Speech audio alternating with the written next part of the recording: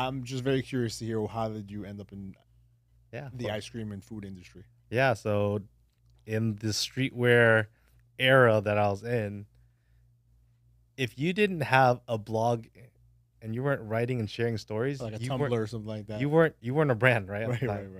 right. Um, so I had to become a photographer, a storyteller. I had to do all these things, right, that weren't initially in the skill set that I Right. had. So now I'm just documenting pretty much almost everything that the team was doing, and a popular topic became what we were eating for lunch, Right. Yeah. right? So people were like, "Oh wow, that place that you recommended." Like I'll get emails like, "That place was amazing. Can you send me a list for this place and this?"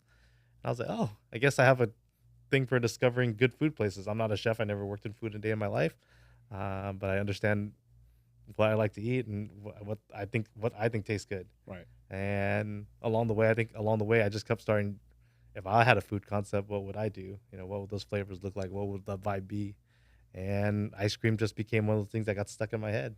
Okay. Yeah. And did you expect it to become like the cultural phenomenon that it did? Like, did you what was your like in that time? What was like your best guess estimate? Like, what was your expectation for the brand versus what it actually became? I think we saw an ice cream store at the time that was doing like liquid nitrogen, and they got really.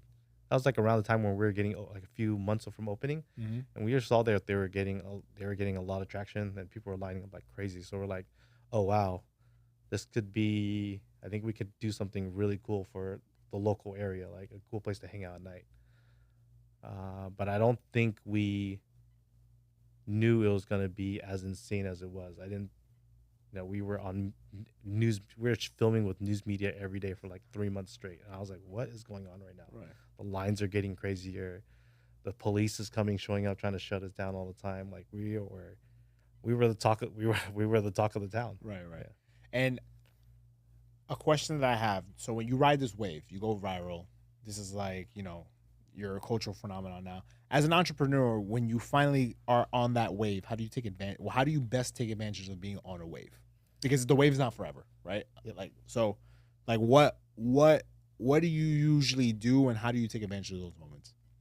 I think when it's on top of those moments, we're like, how do we enhance things? How do we think about scaling? Also thinking about tightening up our core product, like making sure we master our core thing. Because if we don't master the core, then people might think we're just a novelty product. Because at the time, people were coming in for our Milky Bun, right, which is Well, the ice cream donut, right? But over time, people are gonna they're gonna get over that donut part, right? And your ice cream still had to be incredible. yeah. So the Milky Bun did become iconic. Like, how did that idea come about? Like, were you just Yeah, like at the crib one day and like, like I was like, oh, we need a Milky Bun. Like, why? How did that idea actually come together? we And who takes credit for it? that time period, there were a lot of food mashups, which I Yeah, became known as the that mashup mashup queen. item.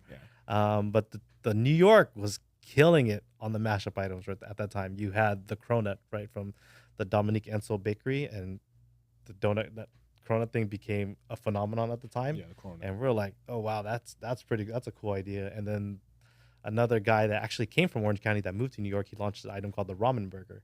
the ramen burger Yeah, so he made ramen as the buns, as the buns. Yeah, and then he created a burger, and that thing blew up. And we were like right around the time period, and no one in California was doing mashup food like that.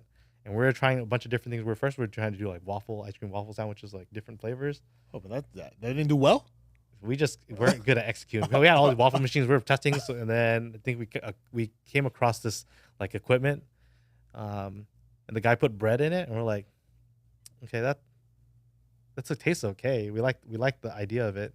So then we just kind of got this idea of like, hey, let's try donuts. Take the jelly out of this jelly donut and Okay. stuff the ice cream in, and let's test it out. We tested it. We're like, all right, this is the one. Okay. And what did afters sort of teach you about like branding and culture? Like, what did because I feel like that was the thing that put you on the map, like Mhm. really on the map in the food industry. Like, what did it really teach you about those two items that I just mentioned? It's After taught me adding a touch of culture could really change things. It could really make things insane, right? Because Right. a lot of food brands out there, you just do regular restaurants, but I think we added this streetwear culture hip hop mixed taste into it, Right. and people really resonated with that, and that's something that they really wanted, they were looking for. That's I think that's why it really took off. And remember, like you just mentioned, the police coming to shut you Yeah. down and all that, the lines outside the door.